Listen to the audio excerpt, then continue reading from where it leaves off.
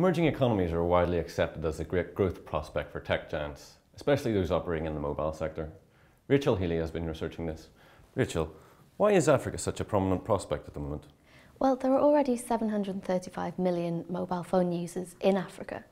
This, teamed with the lack of computers, makes smartphones the next obvious step. But we don't want to overemphasize the penetration of smartphones into Africa because it's really focused on Kenya, South Africa, Egypt, Morocco and Nigeria. And most of the technology is not what we would consider particularly exciting. It's low-end smartphones, the likes of which we might have seen a few years ago. So do you anticipate competition purely coming from abroad or domestically as well? Well, the main player at the moment is Microsoft. They've teamed up with the Chinese phone manufacturer Huawei for their For Africa initiative. And in this, they're going to be introducing a Windows 8 smartphone, which is quite high-end, quite exciting technology.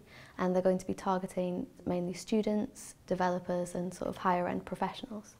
Coming from abroad again, there is Intel's interestingly named YOLO phone, which is slightly lower end of the market. It's about $30 cheaper than Microsoft's offering.